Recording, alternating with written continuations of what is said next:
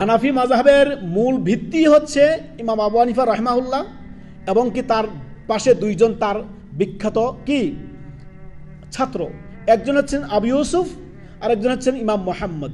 এই দুইজন হচ্ছে তিনার ডান হাত ছিলেন, ডান বাম তিনার দুই হাত ছিলেন এই দুইজন ছাত্র। তো আপনি যদি প্রকৃতপক্ষে খাঁটি হানাফি হবেন তাহলে ইমাম আবু হানিফার প্রত্যেকটি ক্ষেত্রে, তিনার আকীদার ক্ষেত্রে, মানহাজের ক্ষেত্রে, আপনার ফিকহের ক্ষেত্রে, মাসলা মাসাইলের ক্ষেত্রে সমস্ত কিছু আপনি ইমাম আবু হানিফা থেকে নেবেন।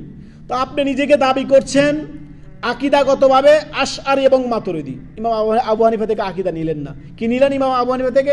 শুধু ফিকহি মাসলা মাসাইল নিলেন। তো হইল কি, ইমাম আবু হানিফা তো স্পষ্ট বলেছেন ইজা সাহাল হাদিস ফাহুয়া মাযহাবি, হাদিস যেখানে সহিহ সেটাই আবার মাযহাব। কোরআন সুন্নাহ হচ্ছে ইমাম আবু হানিফা রাহিমাহুল্লাহর মাযহাব। এই যে জাল জয়ীব কথাবার্তা মানে ইমাম আশআরী থেকে আপনি আকীদা নিলেন, ইমাম আবু হানিফা থেকে ফিকহ নিলেন, মাসলাক দিলেন দেওবন্দি থেকে, এত যোগা খিচুড়ি দিয়ে আপনি বলছেন আপনি হানাফি। তো খাঁটি হানাফি যদি হতে চান, এক নম্বর হানাফি যদি হতে চান, তাহলে ইমাম আবু হানিফার কথার অনুসারী হয়ে যান।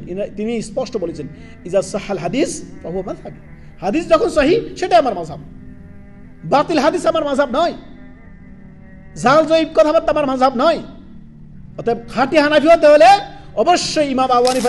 আমাদের সমাজে যারা নিজেদেরকে হানাফি দাবি করছে, তারা হানাফি দাবি করে মিলাদ, কিয়াম, শবে বারাতের হালুয়া, রুটি, তারপরে জশ্নে জুলুস, মিলাদুন্নবী, আরও যত শিরক এবং বিদাতিক ধর্মকর্ম, মাজার কবর কেন্দ্রিক যত ধর্মকর্ম আছে, তারা সবাই নিজেকে হানাফি দাবিদার না, হানাফি দাবিদার। তো আপনি দেখান ইমাম আবু হানিফা থেকে প্রমাণ করুন তিনি কবর মাজার কেন্দ্রিক তিনি কোন ধর্মকর্ম করেছেন, তিনি মিলাদ কিয়াম করেছেন, মুখে উচ্চারিত নিয়ে তিনি পড়েছেন, দেখান। হানাফি মাযহাবের মূল ভিত্তি হচ্ছে কে? ইমাম আবু হানিফা রাহিমাহুল্লাহ, তারপরে কে? ইমাম আবু ইউসুফ, তারপরে কে? ইমাম মুহাম্মদ। এই তিনজন হচ্ছে হানাফি মাযহাবের মূল ভিত্তি।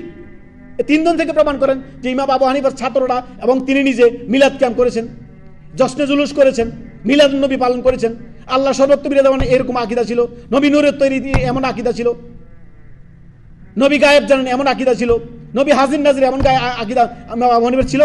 যদি ইমাম আবু হানিফার এই আকীদা না থাকে তাহলে আপনি কিভাবে হানাফি হলেন? ডুপ্লিকেট হানাফি আপনি।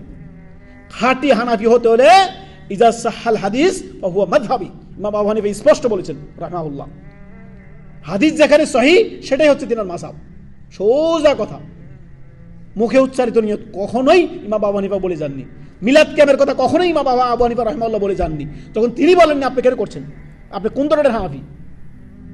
অতএব নিজেকে হানাফি বলবেন আর ইমাম আবু হানিফা থেকে আকীদাও নেবেন না, মানহাজও নেবেন না। ইমাম আশআরী, ইমাম মাতুরিদি থেকে আপনি আকীদা মানহাজ নেবেন আর ফিকহ অনুসরণ করবেন। ফিকহি মাসালার ক্ষেত্রে আপনার ইমাম আবু হানিফা, আর বাকি কোথায়? আকীদা, আদর্শ, মানহাজ, আকীদা সবকিছু ইমাম আবু হানিফা থেকে নিতে হবে। ইবাদত বন্দেগী, মাআমালাত সবকিছু ইমাম আবু হানিফা থেকে নিতে হবে। আল্লাহ